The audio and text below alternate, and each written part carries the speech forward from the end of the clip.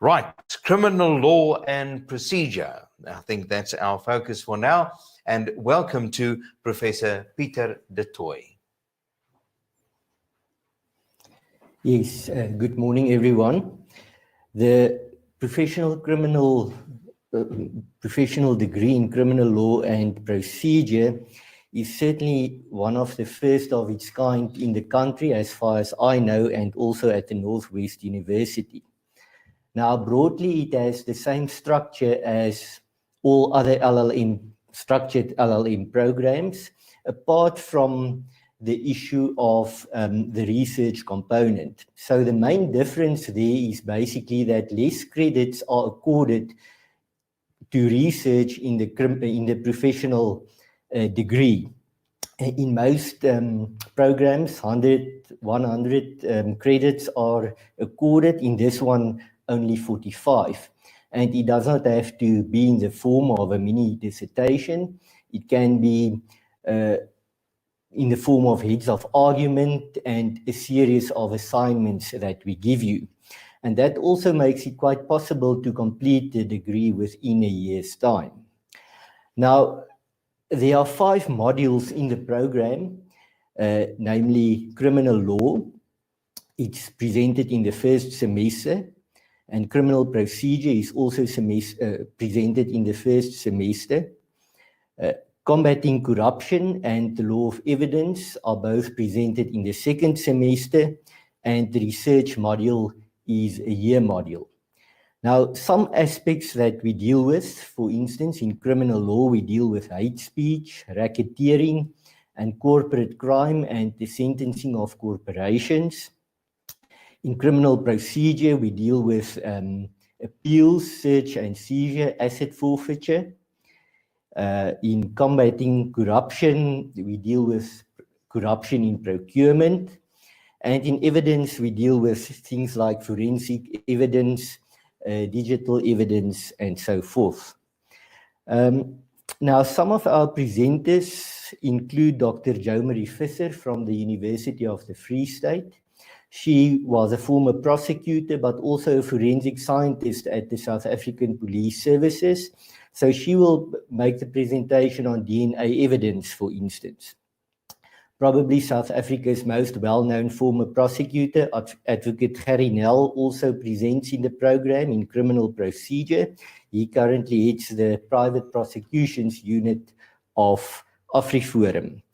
Dr. Dwayne Aslett from Forensic Sciences, he presents on corruption. He's also involved in research for the Zondo Commission.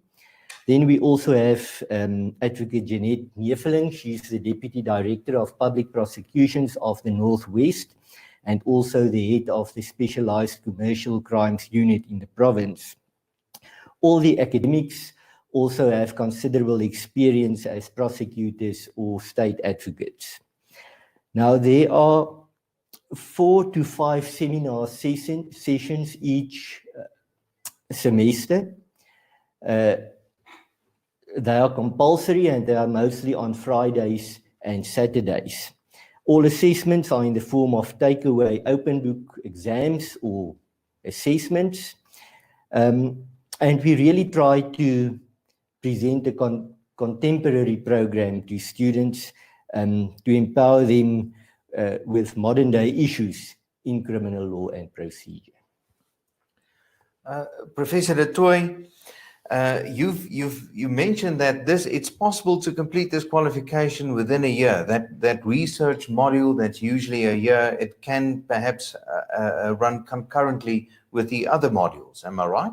Yes, it's basically a year module. So typically what you will have, like all other modules, you will have 2 research assignments that make up a participation mark, and then you will have a final research assignment, usually in some form of practice-based form, for instance, heads of argument, writing a judgment, something like that. I'm also amazed about the degree to which you pull in experts from the field.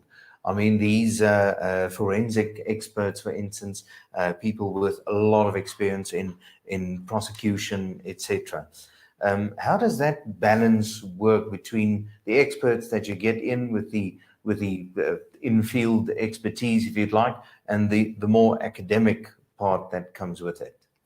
I think it makes it a very balanced degree. It is, I suppose one could say, a more practical degree. But yeah, so we have practitioners, senior people in the NPA, and then we also have full-time academics with a strong background in practice as well.